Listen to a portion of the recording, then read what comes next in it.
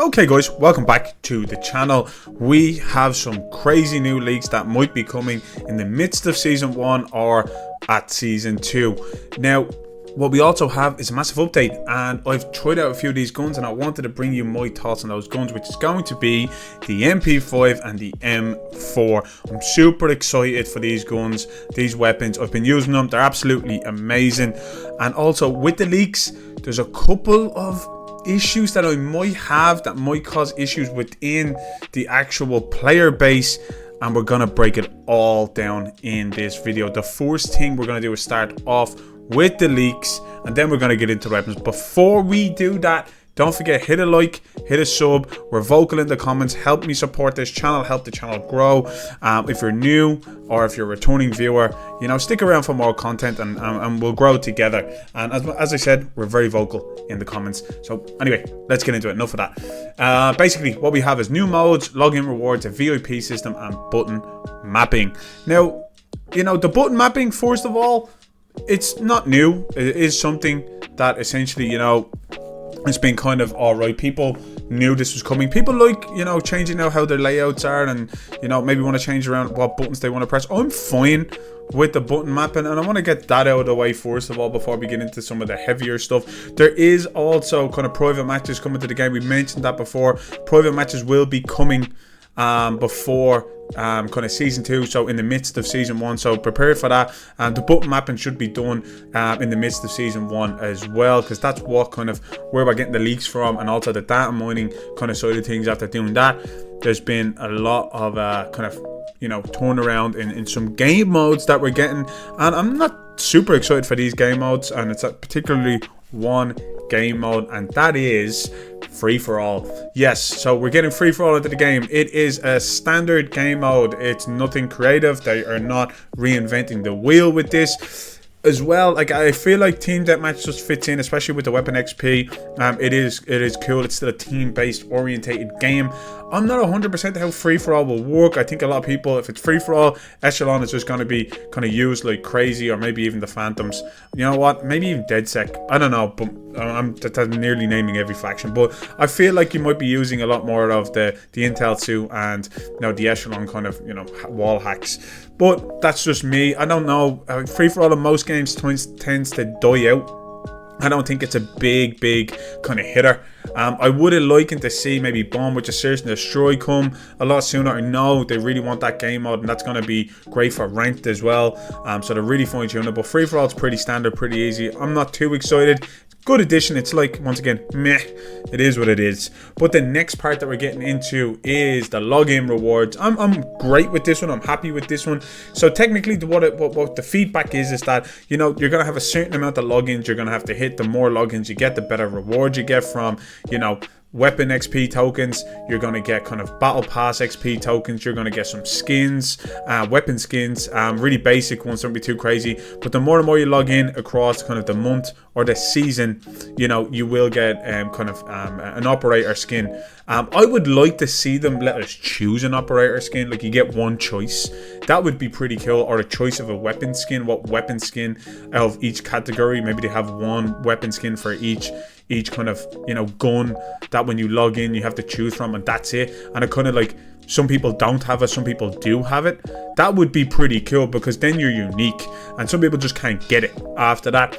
Maybe you can get it in the next one, in the next season that comes. So if they do that over a seasonal basis, that'd be pretty cool, where you can kind of get the specific rewards. I don't know how they'd work that, or maybe on a weekly basis. It'd be pretty cool to see, or monthly. I don't know. I'm just spitballing, but I think that'd be pretty cool. But it's going to be pretty standard like Call of Duty. That's how it's kind of been laid out. The next one is VIP system. Now, I'm going to spend a bit of time on this one. I'm not happy with this. Supposedly, this VIP system is going to be pretty much like what they're looking to do for Rainbow Six Siege. It's going to be a subscription-based service. People are also kind of hinting at the fact that it might be a little bit like GTA as well, but GTA is just so much fast content. But the VIP system, as they're calling it, is basically a subscription system where you'll pay on a monthly basis and you'll get a certain amount of perks, i.e. skins, weapons. I'm not too sure if that's going to be replacing the battle pass, but on a monthly basis, I think it's a bit steep. I know that the big kickback from, you know, the Siege players was that, like, why is this coming to the game? So it's going to be probably around that model, and I'm not 100% sure if that will work out. I know it's a free-to-play game, and maybe if that was in place prior just to having the standard workings of a battle pass, and if you wanted to add more money via the store, or if you wanted to prepay for, you know, the premium editions of the game, I could understand that, but to kind of remove that is going to be a little bit tedious. Hopefully you can pick and choose. They're saying that you'll get up to maybe 2,500 Xdefiant coins, which is a lot. Which it is a lot. So depending on what the cost may be over that, maybe, you know, seasonal basis, if it's like maybe €10 a month or dollars, and depending how long a season runs for, maybe you want to build up those kind of X coins and then like cancel that subscription and just work off those for just the battle passes or cosmetics. But you will get a lot more involved in it as well. You'll get unique skins and kind of, you know, operator kind of camos and stuff like that. So there is benefits to it, but I don't know if that's, you know, it seems a bit vital to the hardcore player base, but maybe not to the casual player. I'm not too sure how that'll go down. But we are moving on to the weapons. Okay, so my MP5, I'm absolutely loving this. This has been buffed. It's amazing. And I'm having a lot of fun with it as well. So there's all the attachments on screen as well. So hopefully that helps out. I really enjoyed it. I'm not going to lie. I'm really enjoying the MP5, especially with that buff. That loadout is there for everybody to use. I don't know if you enjoy that, if you've got your own loadout, but it's really doing a lot of damage. And I'm really loving it. I feel like it's pretty similar to the MP7. It took me a while to adapt with it.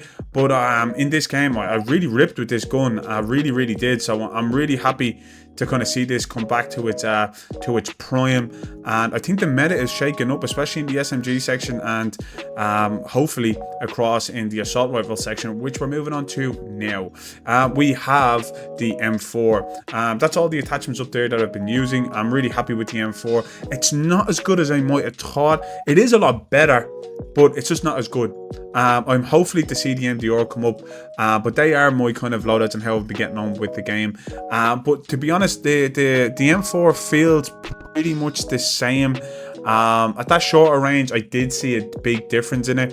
At the longer range, pretty much standard. The big difference I felt was the MP5. Currently, it's an absolute monster. It is a beast.